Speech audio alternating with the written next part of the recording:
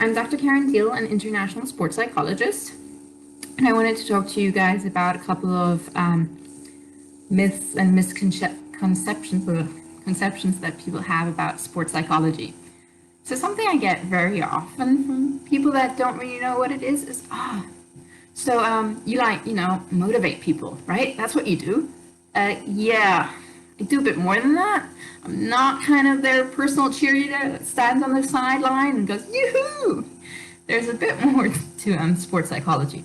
I remember working with a coach.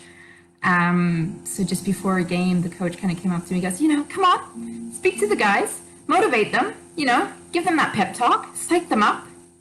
I was like, I could do that, but yeah, I kind of do a bit more than that. So that's one. Another misconception is that sports psychology is only for people who have problems, who are mentally weak. And so, there's still that belief that if you see someone, there's something wrong with you. And that's not the case. A lot of people start working with sports psychologists to prevent something from happening, to improve their mental game, because they have certain goals that they want to achieve, and they know that their mental game and their mindset, the grit, the mental toughness that you need is something that's going to help them push through the barriers that they might face, or prevent them from facing any mental blocks. So that's another one.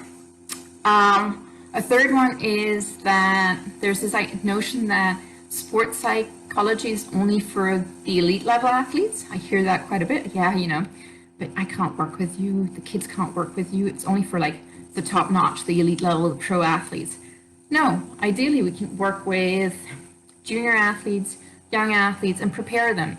The sooner you start working with a sports psychologist, the better, because then you can practice those mental skills a lot sooner, and you can prepare yourself and keep working. Like with any skill, with any physical skill, you're not born with it, you're working on it. You keep improving.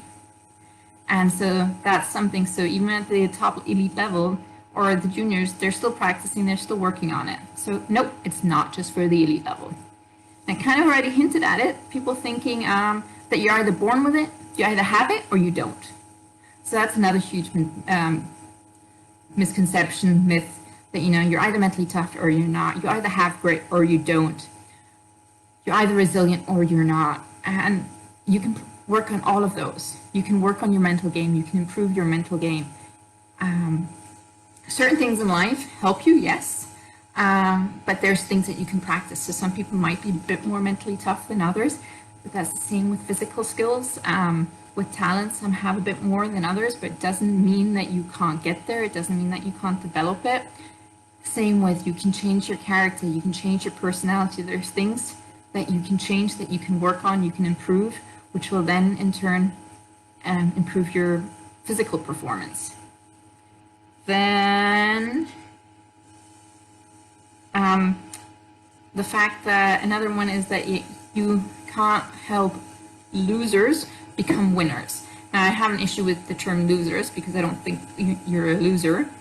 But there have been studies, there have been cases, there have been scenarios where sports psychologists have worked with teams who've had a couple of losing games, haven't been performing as well, and they've changed that record. They've improved. They started winning after working with a sports psychologist. Because if you start having bad games, your mindset goes into the wrong place. You start doubting yourself, and you kind of get into this negative spiral. And so the sports psychologist can give you techniques and tips and help you work on your mental game to kind of get out of that, to kind of build things in place to be able to still be able to perform your best, no matter what. And again, it's also understanding what do you understand. What does winning and losing mean to you, right? So it's working on that. I kind of mentioned the quick fix already, but going to a bit more. So it's not just motivation, but a lot of people think that, I come in there with this magic wand. I would love to have a magic wand. Absolutely would love it. But not always possible. There are a few techniques that can work right away, but in long term, it's best to work on it over time and prepare. Practice. You've got to practice it in training. You've got to work on them in competitions, minor competitions, and building it up to the major competitions. So some things, yes, you can see benefits right away, but not with everything. Some of it takes time, especially when it comes to working with certain characteristics, some of the deeper level things that you need to work on. Another great one. Oh, if I read about sports psychology, the articles, the books, I can improve. Some of the books are great, absolutely, and they give really good tips, but it's not always possible to implement what you read in books. So you can take some of the theories and try, but yeah, it's always helpful to have support and kind of develop a bit more and dig deeper. I mean, there's lots of things we can watch YouTube videos and learn a bit, but will we ever perfect it? Not without practice and training and understanding real theory behind it.